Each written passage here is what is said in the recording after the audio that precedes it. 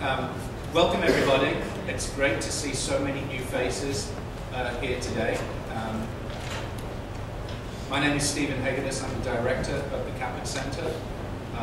The Kaput Center is a research and innovation center in STEM education. It is an interdisciplinary center, and as part of its mission, in addition to doing research, we also have this Colloquium series that goes on throughout the year. This year, the theme that I picked was decision making, and so we don't just talk about math and science in these colloquia. We talk about a whole wide range of issues from different perspectives and people of different backgrounds, which we try and reach out to the whole of the campus community to be engaged in that. So those of you who are new or want to know a little bit more about the Kaput Center, we have a sign-in sheet next to the cookies. So you're allowed to get a cookie if you sign in your name. So please sign up and we'll keep you in touch. We won't bother you too much, but we'll send you a newsletter probably on a monthly basis, and an update on the talks. We'll restart the Colloquium series in February. This is the first time that we've done it in this beautiful room, and it is Chancellor sent a message out this morning about it, and I think we're going to come back, because I think we need to be in the heart of the campus, of the community, for more students to attend, and I'm very pleased with the turnout. We also, well, I hope, we stream these talks online, and we have several people who tune in and watch this from around the world, so it's quite exciting. So Julie might get a question in the question and answer period from someone who may not even live in this country. So that's one thing. And then if you're interested in previous speakers, we also archive these talks and put them online as well. And we've been doing this now for 5 years, and it's quite an archive of a wide variety of speakers. So I know from people who talk to me that this is a great resource, especially for undergrad students. So check that out. Look there. It's all online. Kaput Center, K-A-P-U-T. Google it. You're the first to hit it. Is that my cue to start? Please turn off all cell phones. Okay, let me begin. Thank you for turning out. It's my great pleasure and honor to introduce my friend, Dr. Juli Parker, to conclude the Colloquium series this year.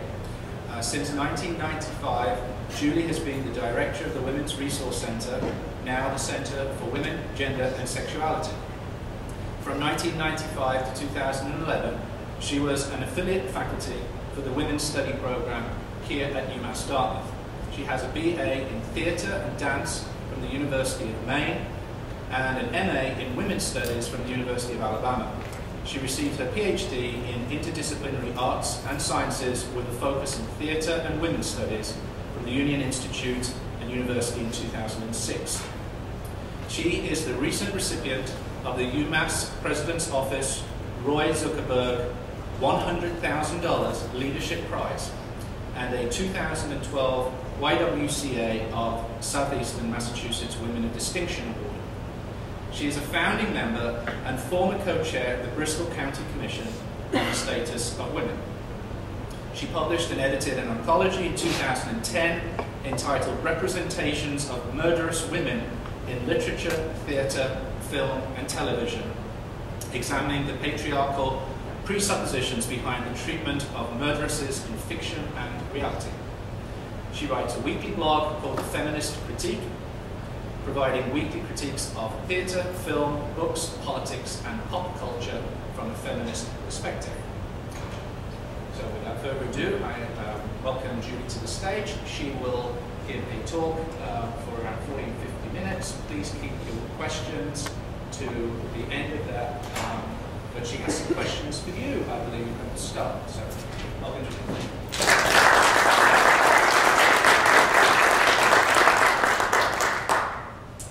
Thank you, Stephen. Number one, for inviting me to talk, and number two, for all your support of our endeavors in an interdisciplinary manner. I think we talk a lot about interdisciplinary in higher ed, but I don't think we really act very interdisciplinary. So I'm hoping to do that today, because you're probably like, what is a Women's Center person going to talk to us about women in science? So my first question that I do have that you are allowed to answer is if you could tell me who the first woman is that you learned of who was a scientist when you were in your early schooling. Marie Curie. Marie Curie. Would anybody echo that?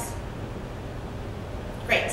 So that is the common answer that I hear from pretty much every person that I have posed this question to over the last 2 weeks.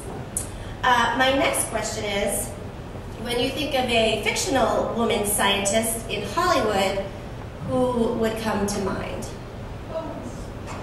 Hollywood, film. Right, isn't that a television show? Sorry. But that's good. Sigourney Weaver in Aliens.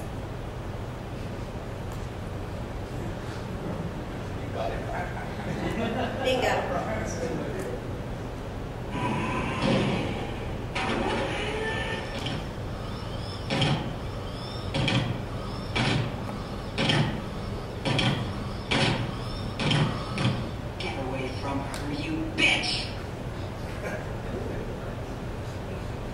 So what's interesting about that clip actually is that, you know, this movie really was a fight between a strong woman heroine and an alien woman, or, you know, mammal, female mammal, which we don't often see in culture. So today what I'm going to talk with you about is the lack of women majoring in the sciences, the lack of women in the sciences, particularly computer information science, physics, and engineering, and why people feel this is the case. And then we're going to examine what our own students and others who do choose science, why they do that, and how scientists are represented in popular media. So we know that almost 60% of college grads are now women. What percentage of them, however, are STEM majors? This graph shows us the bachelor's degrees earned by women in selected STEM fields over the last 4 decades. This data comes from the 2010 AAUW report, Why So Few Women in Science, Technology, Engineering, and Math. So there's a couple things to note here. The percentage of women receiving degrees has increased dramatically, but it differs greatly by field. So in 2006, in the biological and agricultural sciences, women earned the majority of bachelor's degrees, and we see this throughout all of this research. Women earned about half of the bachelor's degrees in chemistry and math, but a much smaller percentage in physics, engineering, and computer science. In fact, women's representation among computer science bachelor's degree recipients is decreasing. Computer science is a stark reminder that we cannot take women's progress for granted. In 1986, women earned a third, or 1 out of every 3 bachelor's degrees awarded in computer science. In 2006, that dropped to 21%, or 1 out of every 5 degrees.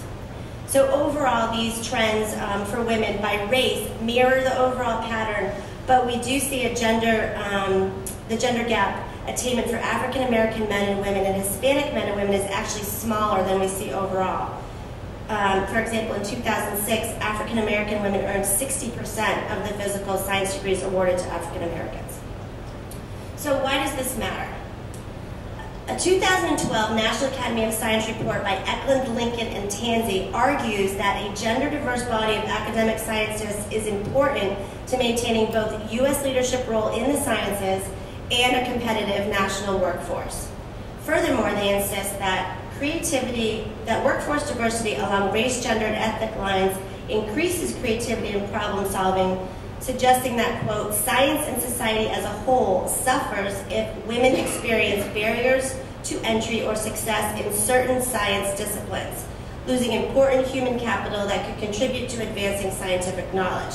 So some examples of this would be the automatic dishwasher that a woman developed, and the whole research around the perceived passivity of the egg in human reproduction. So for years we felt that this egg just functioned as the egg just sat there waiting for something to happen. And we know now that that's not the case because of female scientist research. So what happens to girls in high school? We're going to start there. I mean, some of this does trickle down into middle school, and I'll talk about that a little bit.